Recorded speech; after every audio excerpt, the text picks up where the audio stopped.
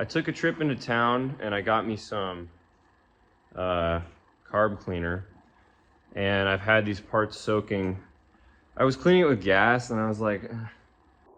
Okay, so this is a Carter 2-barrel BBD. I took it apart and I was always kind of scared to do a carb rebuild, but I watched some videos and apparently like these are some of the easier carbs to rebuild. It was probably designed in the 50s or something. But like they use these until like the last carbureted like Mopars, like Jeeps and stuff. So I don't know the specifics, but I know that these carburetors were around forever. Anyways, probably shouldn't have soaked them for this long, but it's kind of nice to see like some of this gunk is coming. Like, what even is that? I'm gonna take this over the sink and rinse it out really good.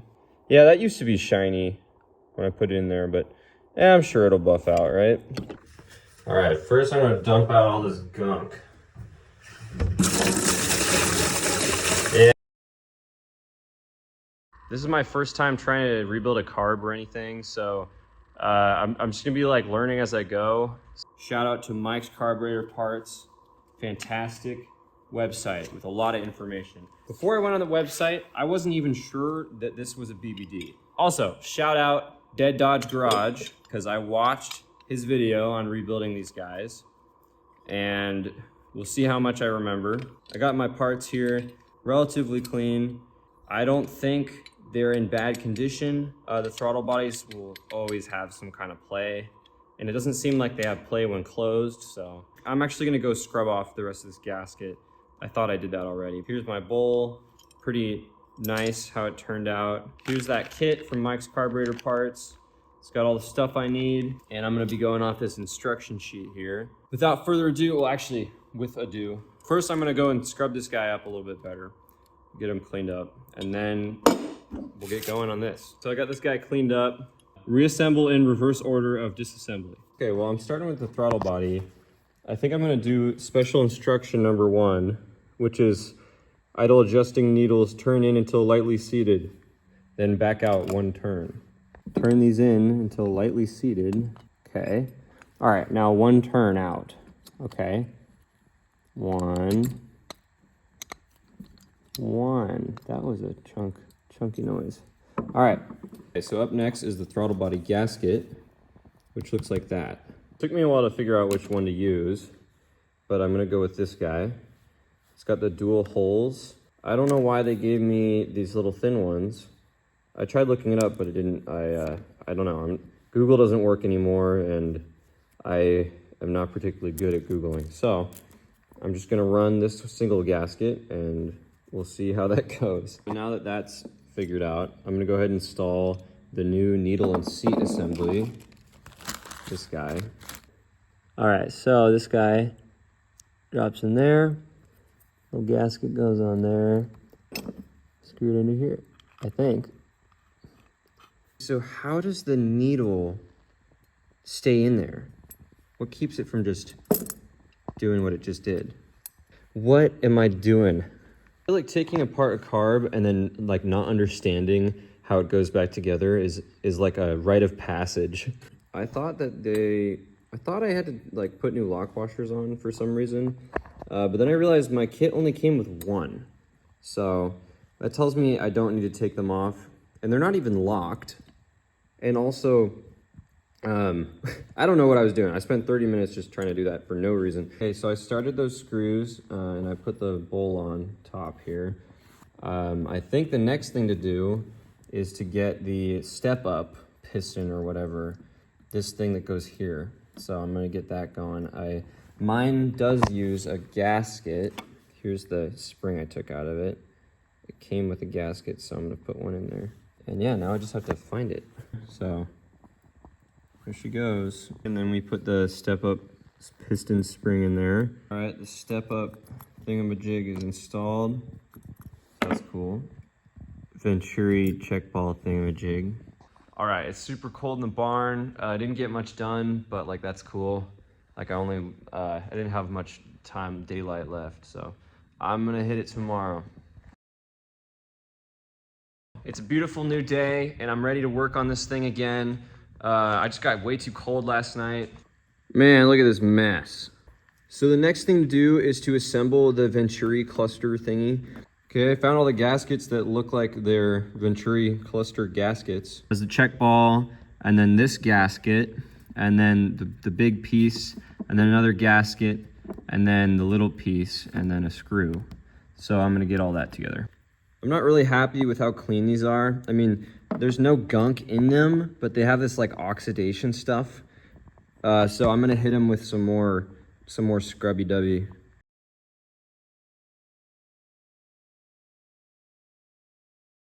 I really don't think the shininess has anything to do with the performance, but it just felt wrong putting it back together all oxidized and stuff. So, and like the gasket surface was a little bit nasty. So anyways, I'm just gonna pop this guy in there.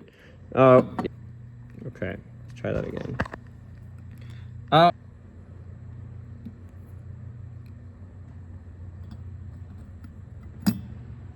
Yeah, it's not supposed to be like that. All right, I'm just gonna throw the original gasket on there.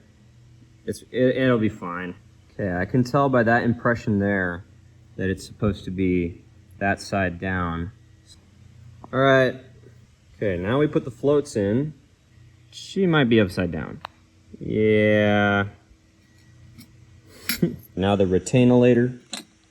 I don't know if that's how it goes, but it says make sure it's setting on float pin and not hung up in guide slots. And I mean, it's in the guide slot. It is sitting on the float pin. I think I did it right. I think it's gonna retain. So there's the needle in the seat. Screw her in there.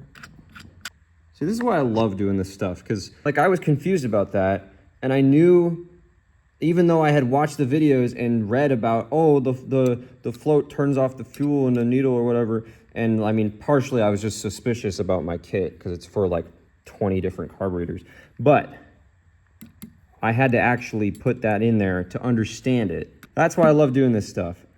I could read about it all day and I wouldn't actually get it. Even something simple, like this is so simple, and I feel dumb like for being confused about that, but like I could read about it all day and I wouldn't actually understand it like in its entirety until I actually put it together.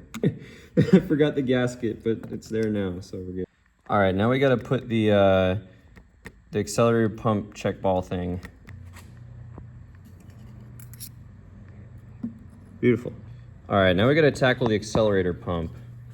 It looks a little bit different than the one I took out, but I think it'll work. Mike from mikescarbs.com says to just do a couple drops of oil, and I'm just gonna go double check those instructions now. And Mike says that I should just put a little bit of oil on it, and then very gently install it, and that the swelling, because these are supposed to swell. I mean, I can see this guy is a little bit more like flared out. So the swelling's supposed to happen inside of the carb, so yeah. All right, I'm confused. The retainer didn't really want to fit, and I don't really know what it's even for. So, okay, so I determined that like this little divot has to be there for this clip style retainer to work. Yeah, that's not right. I feel like that makes sense. I mean, in the diagram, it's like, it's in that orientation. So now let's just see what happens. All right, now I'm gonna try to put 2 drops of oil on here. There's one. There we go. Okay, that's 2 drops.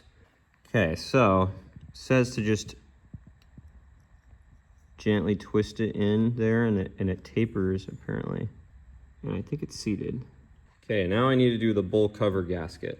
All right, I put the bowl cover on. So yeah, I'm just putting these screws on. Okay, I think I'm done.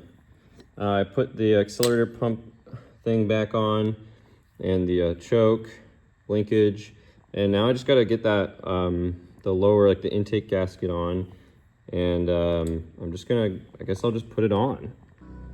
It's time.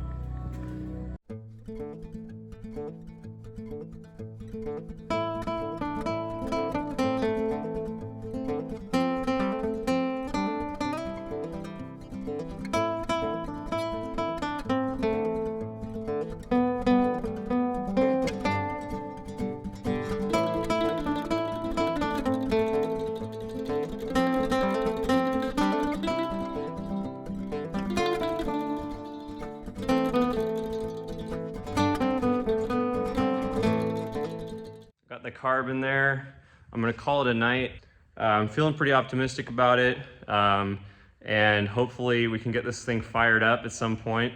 It's got some leaks of other varieties, but I figured I should address the gas first.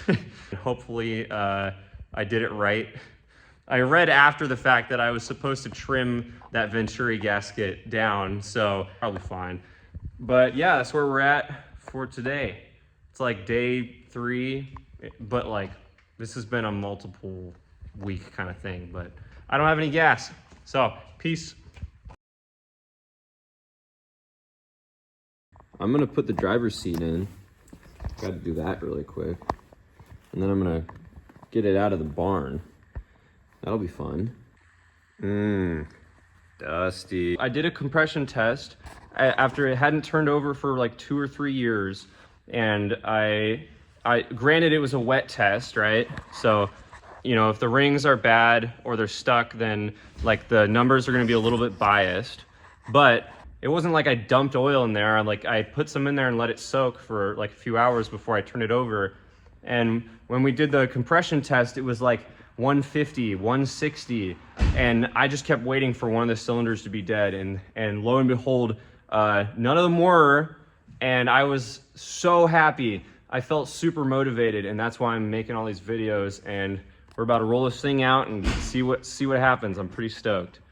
All right, so the brakes might be locked up. She's not wanting to move.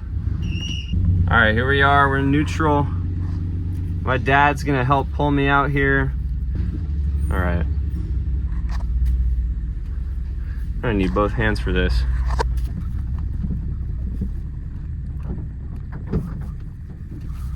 That's what I'm talking about. And the brakes work. Well, we got her out here. Pretty stoked to see what happens when we fire it up. We got some gas in the tank and we got a battery, and we're gonna see what happens. We got a little squirt bottle, so it's gonna be cool. All right. Turn it on. You ready? Yeah. Cranking.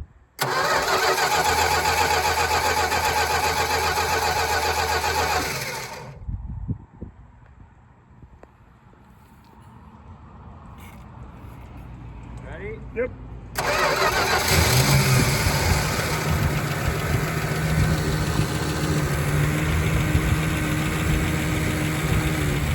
Wow, that sounds pretty healthy.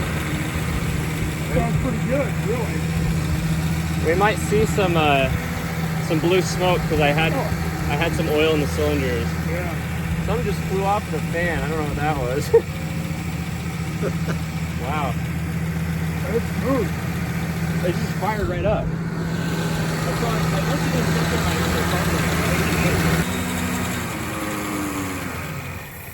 something like Nate, I don't know.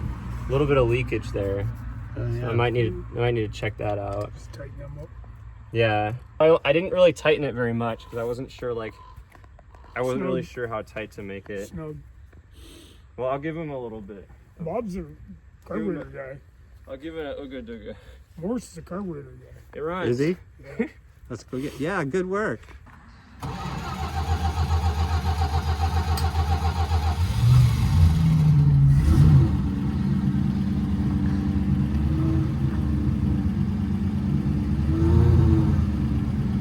Well, isn't that just great? I mean, I was about to say it's idling, but There's something weird with you. that's so cool. I love this thing. So cool. Power steering.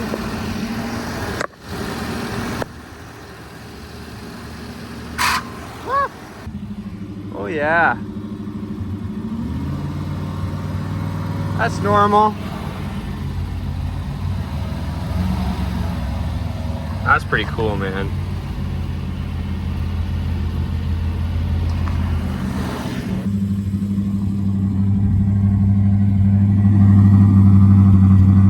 It's only missing a little bit. Oh, spider house.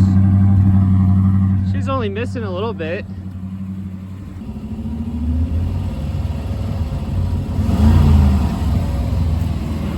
Woo! Man, that's got some rev hang.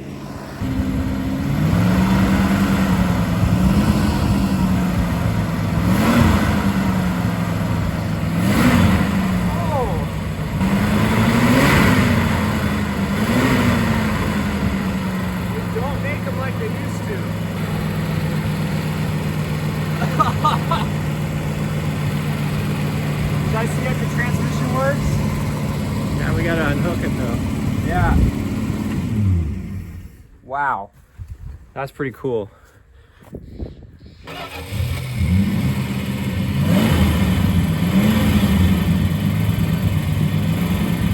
should let it build a little more oil pressure. See it builds up.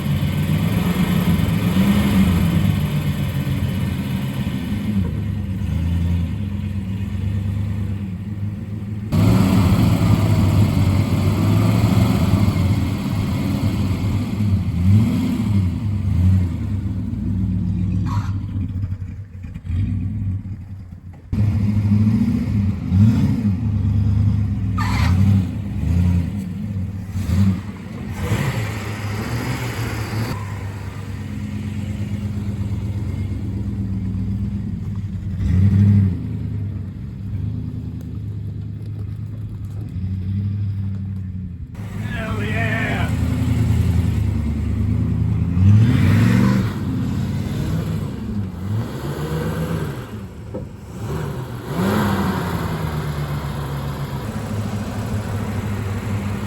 Sorry about the line. I felt like I had to. It's been in there for 2 years. I'm really surprised at like how well it runs, but you know, it makes sense because it has like perfect compression. I'll make another video about tuning it up or something. I still have all of these tuning instructions to go through. I haven't done any of that, but I'm pretty happy that the carb works. Thank you for watching. If you want to see more of the 1967 Plymouth Barracuda, please let me know. And I will be very happy to continue this project. And yeah, I'll see you in the next video. Peace.